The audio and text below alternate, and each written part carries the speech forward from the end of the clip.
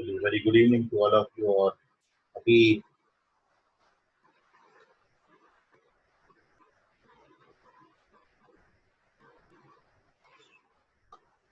कल का third question है डाउट का, होमवर्क का। मैं आप देख लीजिए डाउट। फंक्शन आपको गिवन है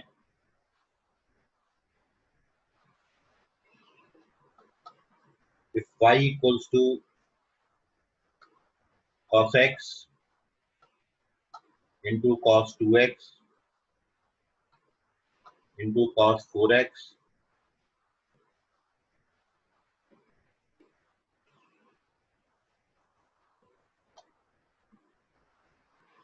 cos 8x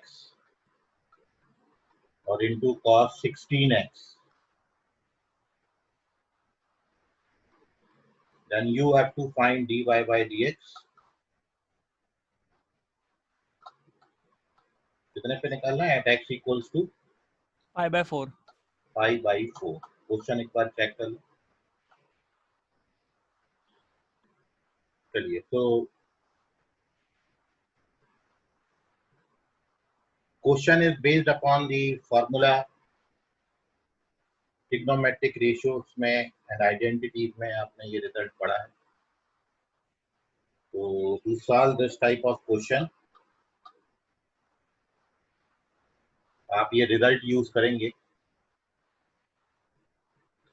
cos alpha into cos 2 alpha और cos 2 स्क्वायर अल्फा, हर बार एंगल का डबल होता जा रहा है और अप टू ऐसे ऐसे एन टर्म्स हैं। तो इनके लिए जो फॉर्मूला होता है ये sin 2 raised to the power n alpha whole divided by 2 power n into sin alpha। So here we apply this formula। तो क्वेश्चन के मुताबिक अल्फा की जगह पर आपको x दे रखा है और नंबर ऑफ टर्म्स आपको 5 दे रखे हैं। तो यहाँ पर we put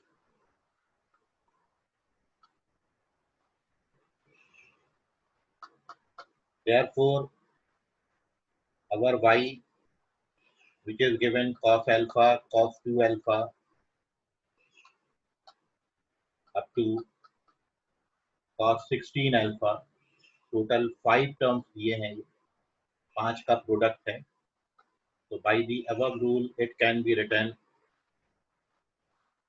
sin 2 power n मतलब 2 power 5, अल्फा की जगह पर आपको x दे रखा है और नीचे 2 power 5 sin x।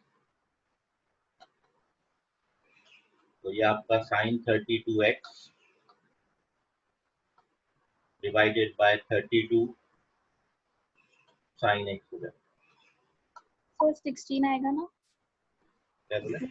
0 से चालू होगा। वो n तो 2 पावर n के लिए होता है ना? n क्या बोलो? मतलब जो cos 16x है वो 2 पावर 4x होगा ना? यस, 2 पावर 4 होगा। तो 4 आना चाहिए ना? 2 पावर 4x होगा ना? अरे काउंट करना बेटा, टर्म कितने लिखे हैं, cos कितनी बार लिखा है, वो काउंट करना पड़ता है। नंबर ऑफ टर्म्स का मतलब क्या होता है? हाँ, एक्चुअली जो चालू हुआ है वो शुरू कहाँ से हुआ है चलना? वो cos x से चलना शुरू हुआ और x के पहले कोएफिशिएंट कितना है? 2 पावर 0 है। तो 0 से 4 तक 5 हो जाएंगे ना टर्म। सर पिछली बार जब आपने फॉर्मूला बताया था तो आपने n को वो 2 पावर n x के लिए n वो वाला बताया था। नहीं, नंबर ऑफ टर्म्स होते हैं हमेशा। कहीं भी आपका जो फॉर्मूला है n नंबर ऑफ टर्म्स होते हैं। तो आपको यदि इसमें कोई प्रॉब्लम जाता है तो कॉस को काउंट कर लिया करो कि कितनी बार कॉस लिखा है, जितनी बार कॉस लिखा है उतनी बार फॉर्मूला है। तो 2 पावर 5 होगा यहाँ पर। और इसका वेरिफिकेशन अभी रिसेंटली ट्रिग्नोमेट्री आपके क्लास 11 के बच्चे पढ़ रहे हैं, उनका जो वीडियो है, ठीक है, तो वहाँ यूट्यूब में आप जाएंगे तो वहाँ पर इसका वेरिफिकेशन अभी भी डाला हुआ है, तो वहाँ पर आप देख लें। रिसेंटली डिस्कस किया बच्चों के साथ। तो this is our y and once we get y then the value of dy by dx, here we calculate its derivative. तो 1/32 is a constant, इसको बाहर ही रखते हैं 1/32 को, और अंदर आपका डिवीजन रूल है। तो डिनोमिनेटर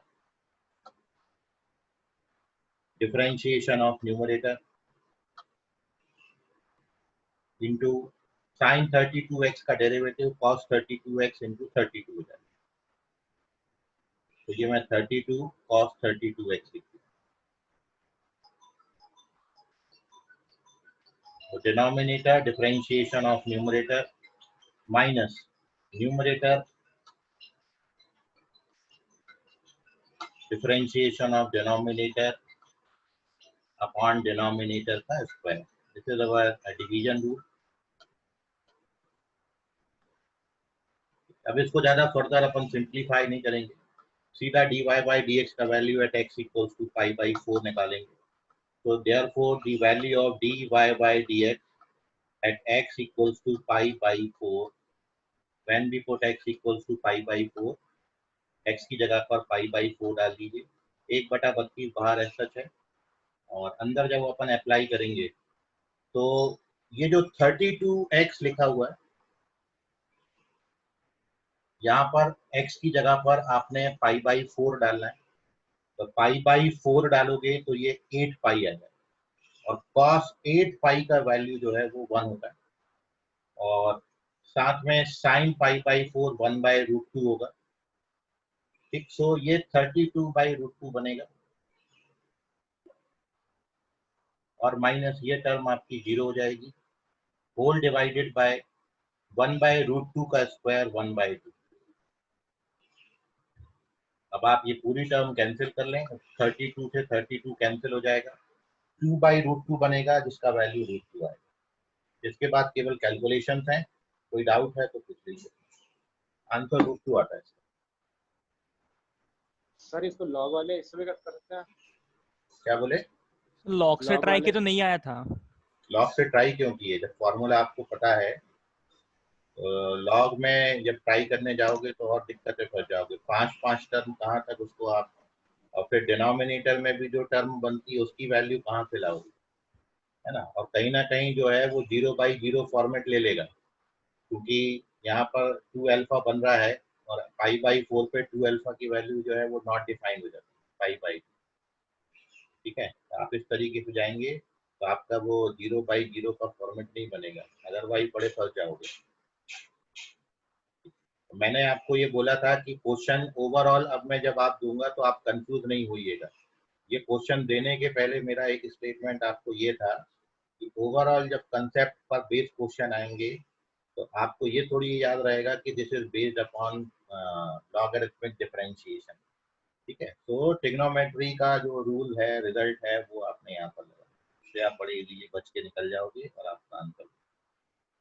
ठीक है, तो लॉगरिथमिक डिफरेंशिएशन यूज मत करिए यहाँ पर, अदरवाइज तकलीफ में आएंगे।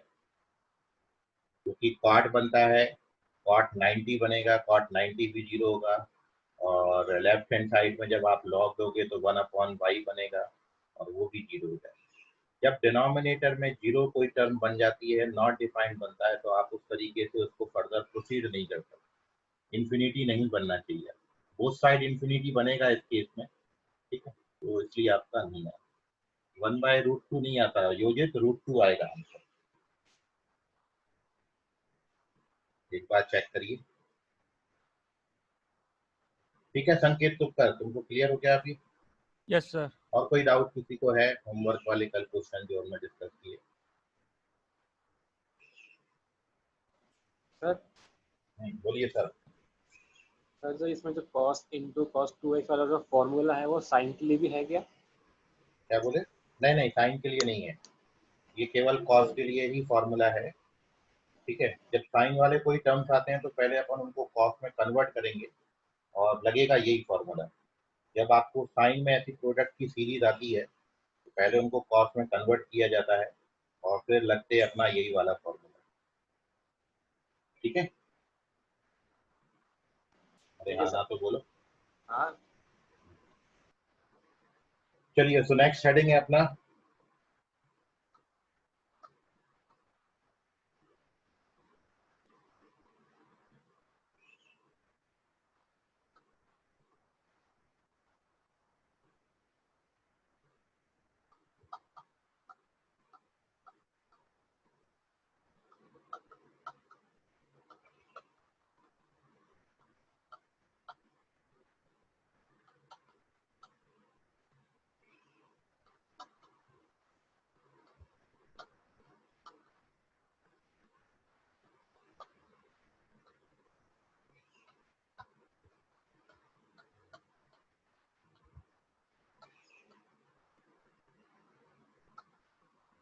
Differentiation of a function given in the form of determinant, ये हेडिंग अपन ऑलरेडी डिस्कस कर चुके हैं जब आपने डिटरमिनेंट का चैप्टर पढ़ा था।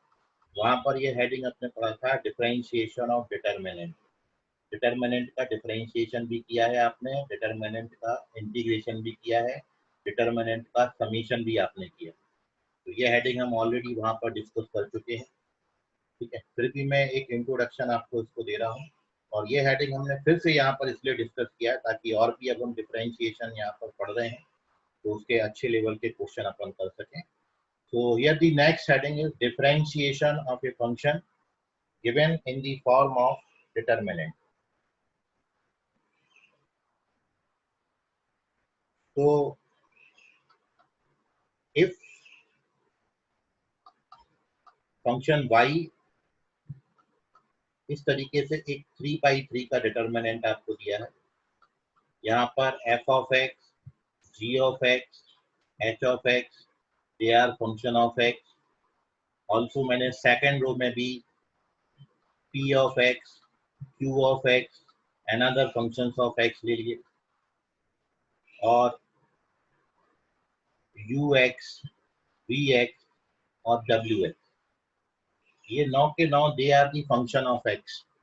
और आपको डिटरमिनेंट में भी वहां पर एक्सप्लेन किया था कि जब भी ये आएगा तो विदाउट एक्सपेंशन, आप इसको एक्सपैंड नहीं करेंगे, एक्सपैंड करके फंक्शन बना के फिर डिफरेंशिएट करना, ये नहीं करना है।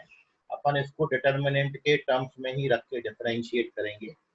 तो to differentiate this, then dy by dx का जो वैल्यू होता है इसमें एक बार में किसी एक रो को डिफरेंशिएट करें और बाकी दो रो आप ऐसा छोड़ दें।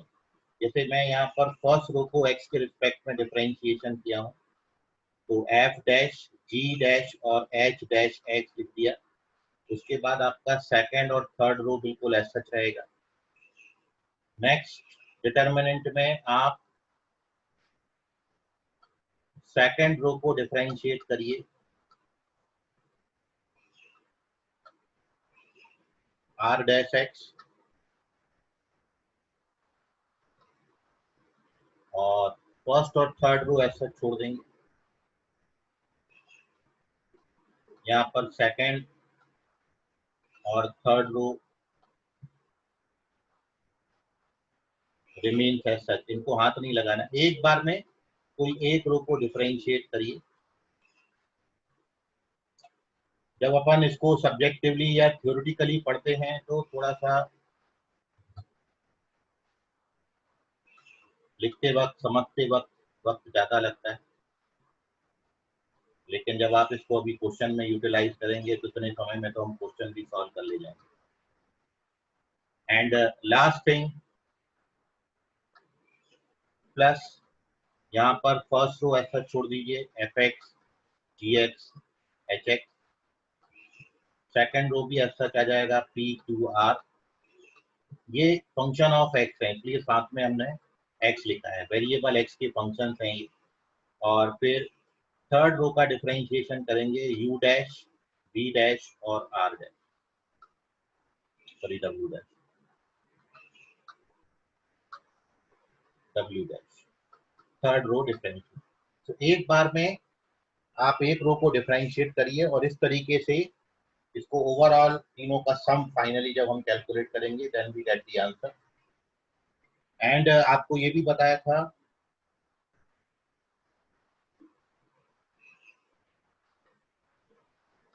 नोट में याद रखेंगे,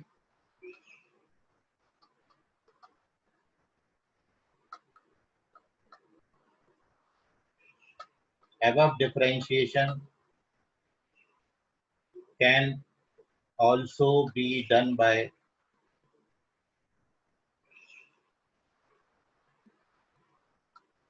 कॉलम वाइज। और आप इस ऑपरेशन को, इस डिफरेंशिएशन को कॉलम वाइज भी परफॉर्म कर सकते हो। मतलब एक बार में एक कॉलम डिफरेंशिएट करिए, दो कॉलम ऐसा छोड़िए, और इस तरीके से 3/3 डिटरमिनेंट का ये सम बनेगा। और फर्दर फिर आपको कैलकुलेट करना पड़ेगा अकॉर्डिंग टू ऑप्शन आपको कहाँ तक पूछा है, ठीक है। So this is differentiation of determinant या differentiation of a function which is given in the form of a determinant. Question में इसका यूटिलाइजेशन अपन देखते हैं. आप ट्राई करिए पहले इस क्वेश्चन को. तो here we take question based upon this. Question number 1.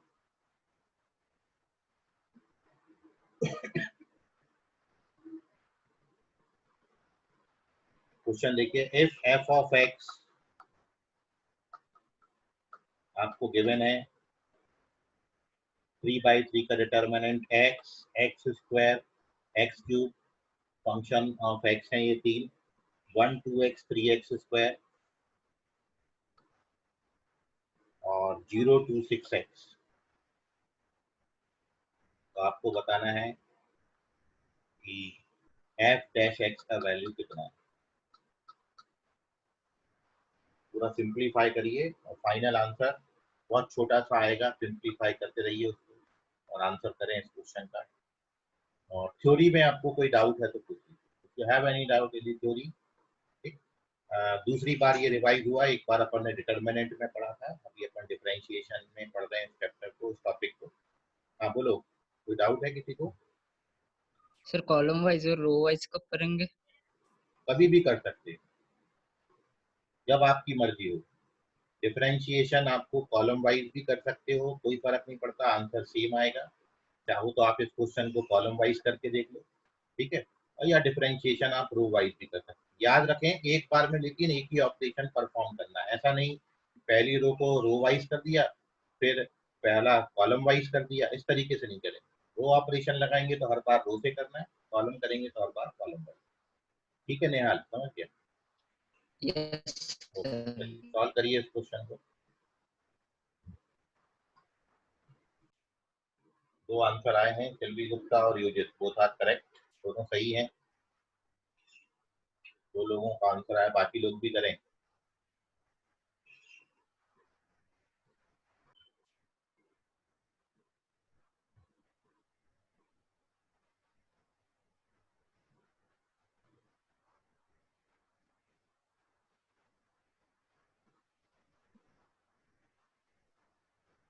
यह है फर्स्ट का आंसर, देख लो.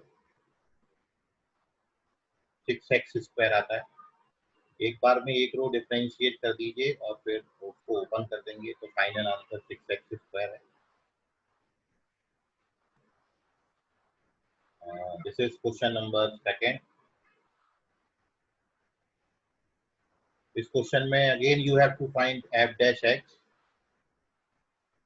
तो f डैश x के लिए आप एक बार में एक रो डिफरेंशिएट करिए, फिर जो 3 डिटर्मिनेंट बनेंगे उनको सिंप्लीफाई करिए तो एक पॉलिनोमियल मिलेगा x में. मैंने आंसर का आपको टाइप भेजा है कि f डैश x यदि इस टाइप का हो तो you have to find the values of lambda and mu. तो आपको बताना है कि लैम्डा और म्यू क्या क्या है. एक आंसर आया है, अपन देख लेते हैं.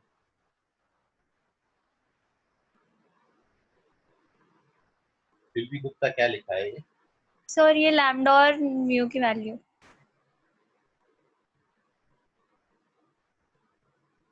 कुछ भी नहीं आया मेरे पास, तो ये लिखा है बोथ आर. नहीं, दे आर डिजिट्स. लैम्डा और म्यू जो है वो इन टर्म्स ऑफ एक्स नहीं आएंगे. लैम्डा और म्यू कोई दो नंबर होंगे. ठीक है. कल्पेश चौधरी, लैम्डा का वैल्यू करेक्ट है. Lambda and mu are digits.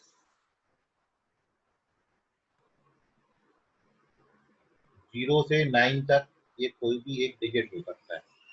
Integer type question आपको आते हैं ना, उस टाइप का है.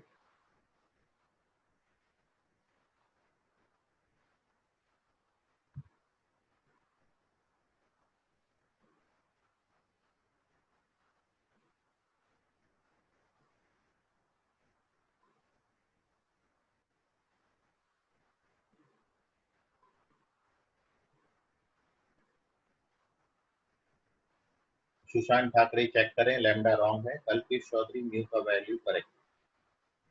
तो कल्पेश चौधरी, लैम्डा और म्यू दोनों करेक्ट हैं. एक आंसर कंफर्म.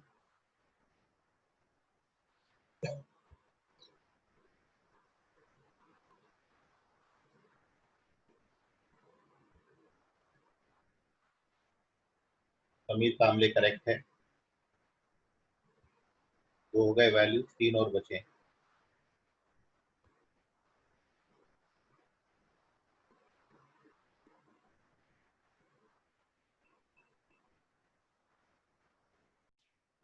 तीन लोगों ने करेक्ट आंसर किया है। 2 मोर और सबमिट करिए जल्दी से ताकि हम आगे बढ़ पाए।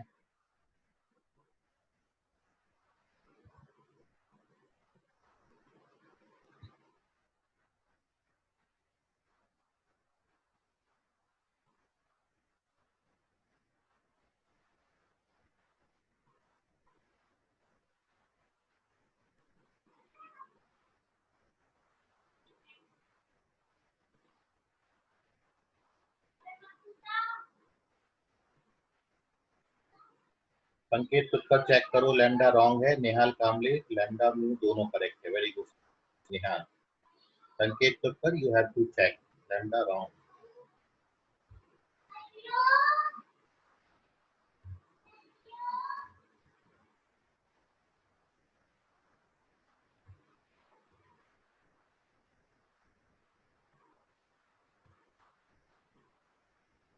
ओके निखिल तांकर सही।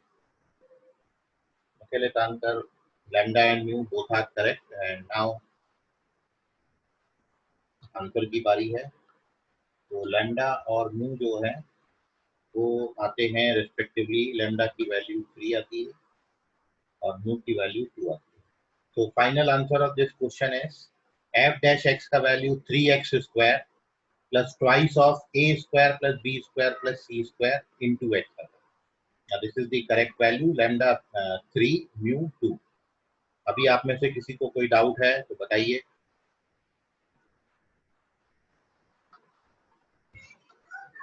डाउट है सर, कैसे आया उसका आंसर? क्या बोले?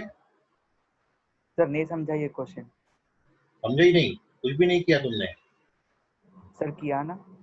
तो क्या आया तुम्हारा? सर मतलब पहला जब मैंने रो डिफरेंशिएट किया तो 1 0 0, फिर 2 रो एज इट इज रखा, फिर प्लस सेकेंड मैट्रिक्स में पहला एज इट इज, फिर सेकेंड रो में 0 1 0। फिर उसके बाद क्या किया? चलो ठीक है, ये तो डिफरेंशिएशन हो गया। Very good. फर्स्ट रो का डेरिवेटिव 1 0 0 आता है। जब आप अगली बार में जब सेकंड रो को डिफरेंशिएट करेंगे तो सेकंड रो 0 1 0 आएगी। और जब आप अगले डिटर्मिनेंट में थर्ड रो को जब डिफरेंशिएट करेंगे तो थर्ड रो का डेरिवेटिव 0 0 1 आए। बाकी जो रो हैं वो एज सच आपने छोड़ देनी है। यहाँ पर आपका a B x plus B square, इनको कुछ नहीं करना है, ये एज सच रहेंगे। B c a c b c and x plus c square. यहाँ पर फर्स्ट रो एज सच है x plus a square a b और ए सी। और लास्ट रो एज सच है a c b c and x plus c square. First row as such x plus a square a B A C. Second row as such A B x plus B square. ये सभी ने कर लिया होगा आई लो। ठीक है सुशांत ठाकरे, अभी इसके बाद क्या किया? सर फिर बाद में x plus B square into x plus c square minus b square c square, ये पहले मैट्रिक्स वैल्यू के दूसरे मैट्रिक्स, इसके बाद minus into x plus a square x plus c square minus of a square c square. तो सही तो किया है, फिर भी नहीं आ रहा तुम्हारा।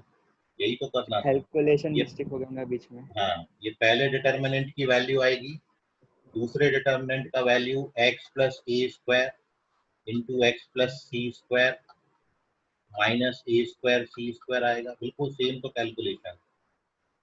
और लास्ट वाला डिटर्मिनेंट का value x plus a square x plus B square का प्रोडक्ट आएगा, x plus a square x plus B square और माइनस ए स्क्वायर बी।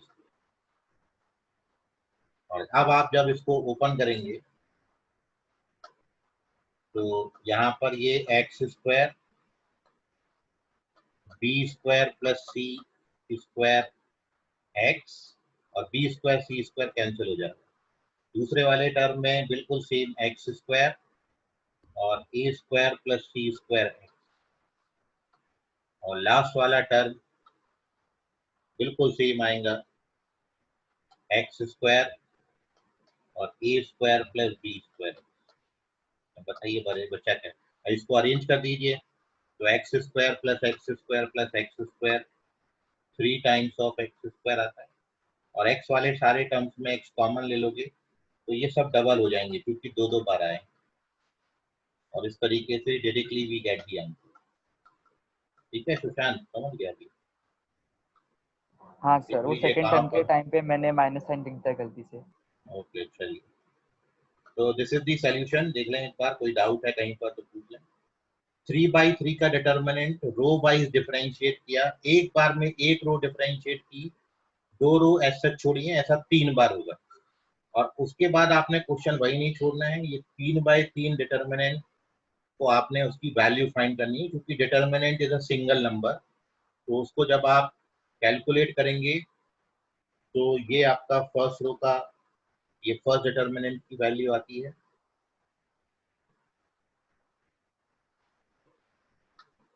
ये जो वैल्यू है ये फर्स्ट डिटर्मिनेंट का वैल्यू है, ये सेकंड डिटर्मिनेंट का वैल्यू है, और ये थर्ड डिटर्मिनेंट का value.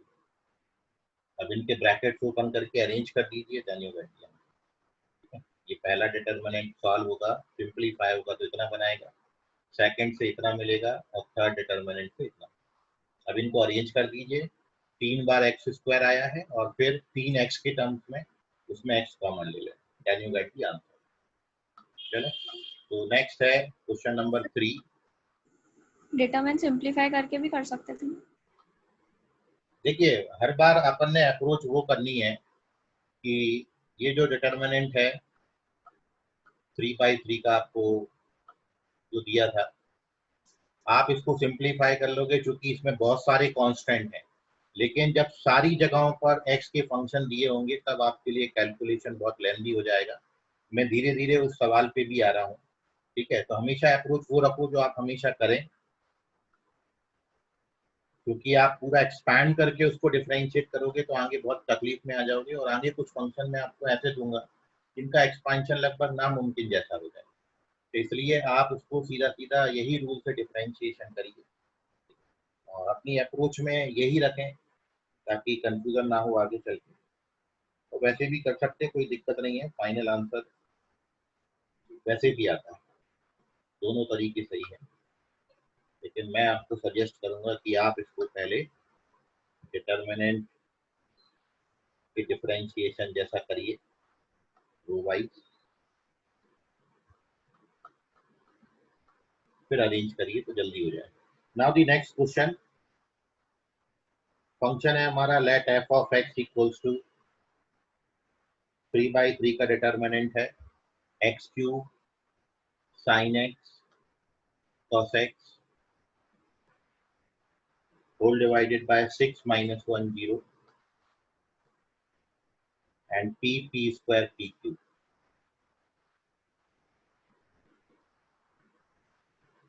where p is constant। ये जो p आपको दिया है ये कांस्टेंट है, ये वेरिएबल नहीं है। where is p is constant, then you have to find इसका third derivative at x equals to 0। then आपको फंक्शन fx का थर्ड डेरिवेटिव निकालना है at x equals to 0। 0 का थर्ड डेरिवेटिव की वैल्यू बताइए कितनी है।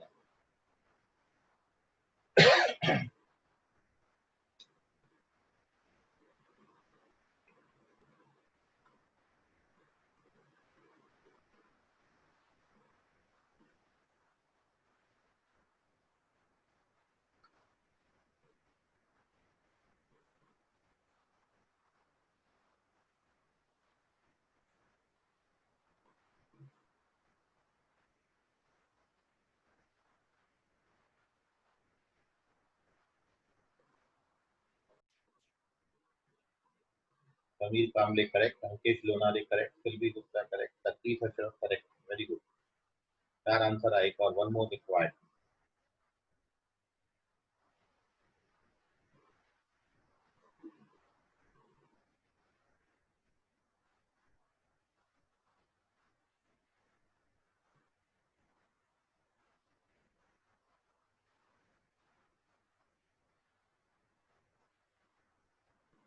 One more solution.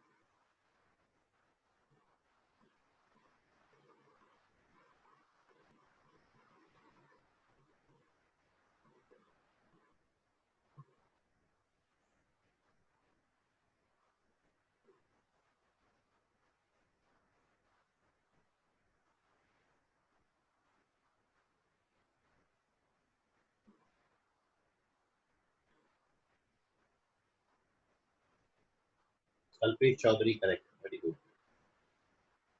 चलिए तो the answer of this question is 0.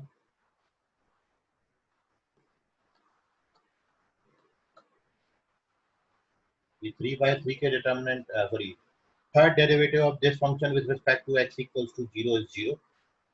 और कई बार इसमें क्वेश्चन ऐसा पूछा गया है कि ये क्या फंक्शन p पे डिपेंड करता है, तो क्योंकि ये 0 आ जाता है इसलिए इसको अपन इंडिपेंडेंट ऑफ p भी बोलते हैं. इसका थर्ड डेरिवेटिव p से फ्री होगा, मतलब इसके थर्ड डेरिवेटिव की वैल्यू, मतलब आप इसको 3 बार डिफरेंशिएट करके x की जगह 0 डालोगे तो ये p के टर्म्स में नहीं आता, तो ये p से भी फ्री होता है, ये p पे डिपेंड नहीं करता. कहने का मतलब आप p की जगह कोई भी नंबर ले लो, हमेशा थर्ड डेरिवेटिव इसका 0 आएगा. थर्ड ऑर्डर का जो डेरिवेटिव है p का किसी भी वैल्यू को लेने पर 0 आता है, क्योंकि इसका third derivative at x equals to 0 0 आता है, which is independent of p, which is free from p, और इसलिए this result is valid for any value of p. आप p की जगह कोई भी नंबर ले लें, ये हमेशा वैलिड है.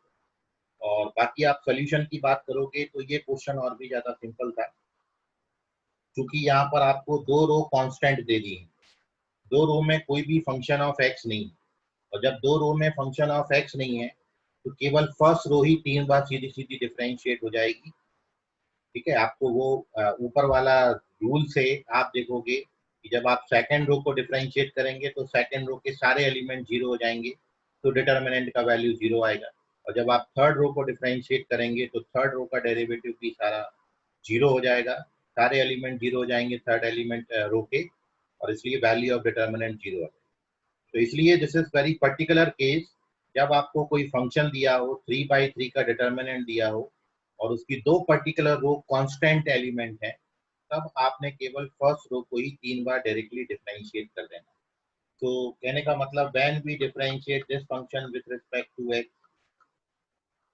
तो हम एक बार फर्स्ट रो को डिफरेंशिएट करेंगे, जिसका फर्स्ट डेरिवेटिव ये आ जाएगा cos x minus sin x, और सेकेंड और थर्ड रो आपका ऐसा रहेगा p स्क्वायर p क्यू. और जब आप इसका सेकेंड रो को डिफरेंशिएट करोगे तो वैल्यू ऑफ डिटर्मिनेंट 0 आएगी, थर्ड रो को डिफरेंशिएट करोगे तो वैल्यू ऑफ 0 आएगी. तो कहने का मतलब फर्स्ट डेरिवेटिव इतना ही आएगा. नाउ जब आप इसका डिफरेंशिएशन सेकेंड टाइम करेंगे तो अगेन केवल फर्स्ट रो ही डिफरेंशिएट होगी,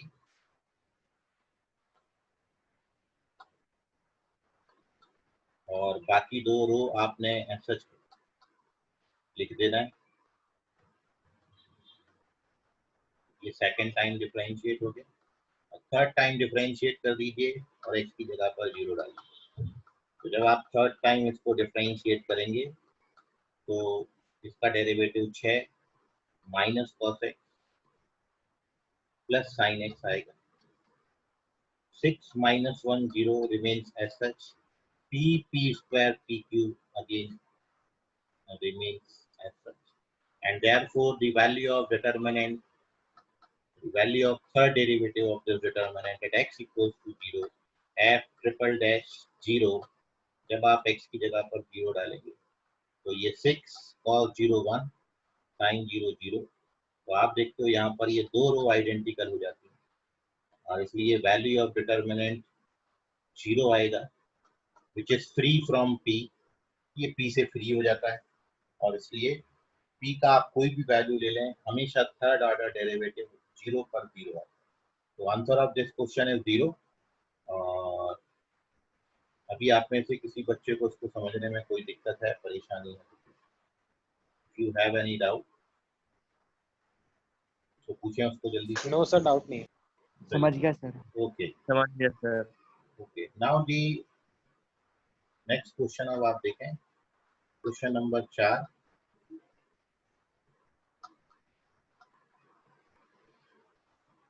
इस तरीके से डिफरेंशिएशन के आप क्वेश्चन कर लें।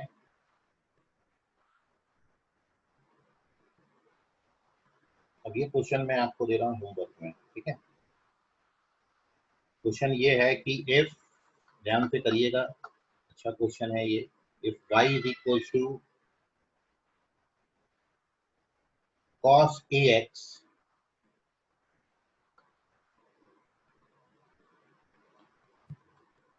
और आधा क्वेश्चन आपको सॉल्व करके दिया है, क्योंकि प्रूव दैट लिख दिया। y, y1, y2, y3, y4, y5, y6, y7 and y8 ये बराबर 0 होगा, वेयर yn का मतलब nth ऑर्डर डेरिवेटिव से है, dny अपॉन dx। मतलब जो y8 लिखा है, इसका मतलब this is the 8th derivative of cos ax। तो you have to show that कि ये जो डिटर्मिनेंट आपने बनाया है, ये डिटर्मिनेंट की वैल्यू 0 है। ठीक है, क्वेश्चन करिएगा आप ट्राई, इंपॉर्टेंट फॉर्म है।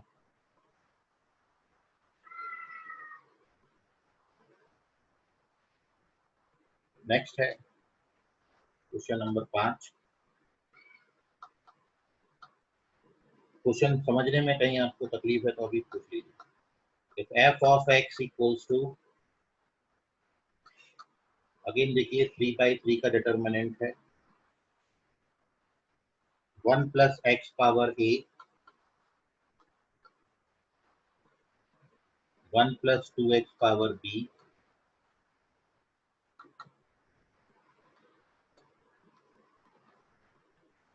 1 1 1 plus x power a, 1 plus 2x power b, 1 plus 2x power b,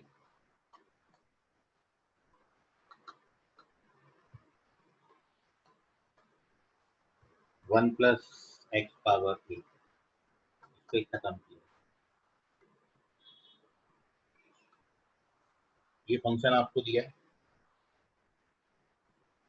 then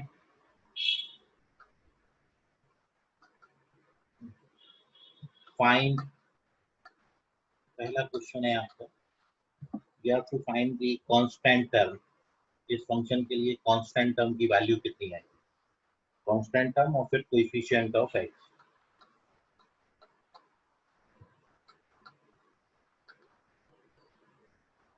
and the second question है coefficient of x। Important concept पर बेस्ड क्वेश्चन है, आप इसको ट्राई करें और थ्योरी में जब अपन डिस्कशन करेंगे इसको आगे तो वो कंसेप्ट आपके सामने आएगा। ठीक है, a एंड b भी यानी टू नंबर्स, कोई भी दो रियल नंबर्स आप ले सकते हैं, a और b। तो you have to find the constant term and coefficient of x in this expansion.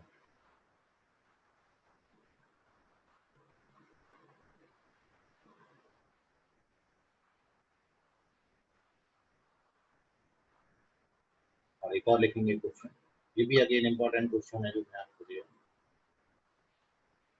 Question number 6। Let f(x) be a polynomial function of second degree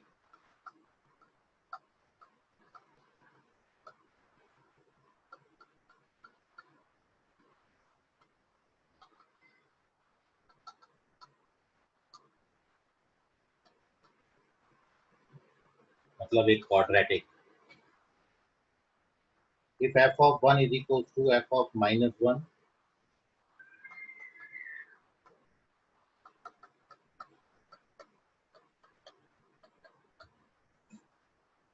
and A1, A2, A3 are in AP. ये कोई 3 numbers हैं जो AP में are in AP. Then show that इन तीनों पॉइंटों पर function का first derivative f dash E1, f dash E2 और f dash E3 they are also in AP. ये भी AP फॉर्म है. Okay, this is question number 6. और the last question number 7. If 5 times of fx, इस तरीके का question अपन function के chapter में ऑलरेडी देख चुके हैं, plus 3 times of f of 1 by x is equal to x plus 2 and y equals to x into fx, then find dy by dx at x equals to 1. And you have to find dy by dx का value x बराबर 1. ठीक है.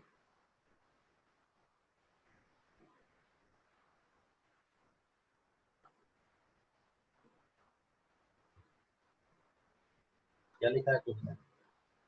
Sushant Thackeray, question number 5 hands proof. Sir question number 4 proof हो गया sir. अच्छा, 5 में लिख दिया मैंने कि 5 में कैसे प्रूफ हो गया? सर वो गलती से लिख दिया सर. वो एक मैंने डेरिवेटिव सर आपको भेजा, सर आपको एक मैंने प्रूफ भेजा सर. वो नहीं क्या साइन टू की पावर n थीटा वाला. हां सर वो सर नहीं है वो cos 2 cos alpha cos 2 alpha cos 2 की पावर 2 अल्फा. तो मैंने प्रूफ किया सर, मैंने ग्रुप पे डाल दिया. फिर से डाला है. ओके सर चेक करके पता नहीं बराबर है कि नहीं है. ओके ओके, अभी देख लेंगे. चलिए स्क्रीनशॉट ले लीजिए, बाकी करेंगे अगली क्लास में.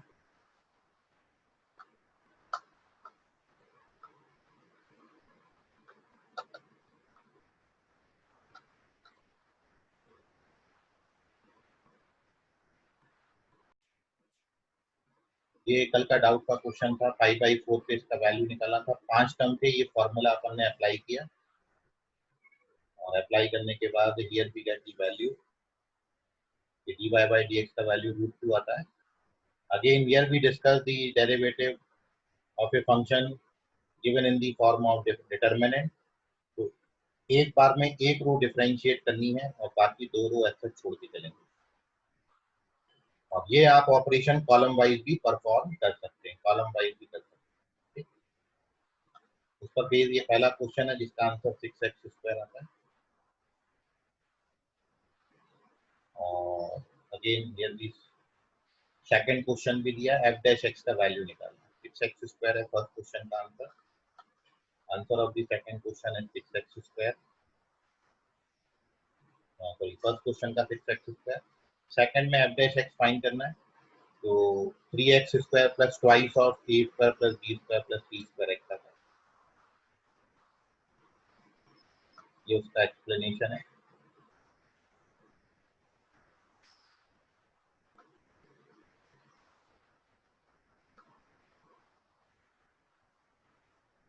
रिमूव कर लीजिए. थर्ड क्वेश्चन है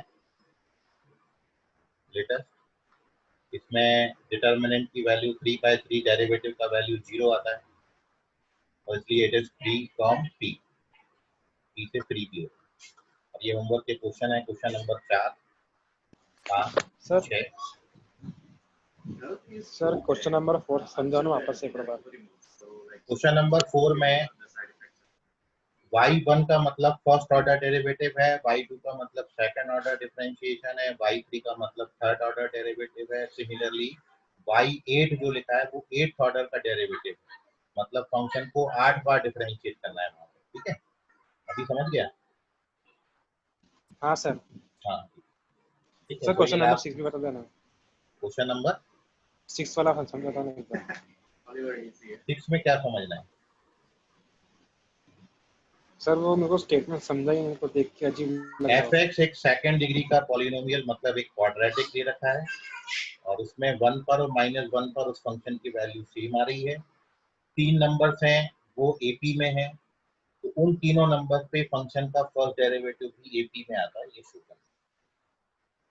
मतलब इसमें आपको पहले फंक्शन निकालना पड़ेगा, ठीक, और उसके बाद फंक्शन का डेरिवेटिव करके a1 a2 a3 पर वैल्यू निकालोगे तो 3 नंबर्स आएंगे और आप देखोगे वो तीनों नंबर्स भी एपी में आते हैं।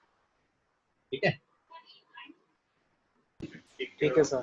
Okay, bye, good night, take care.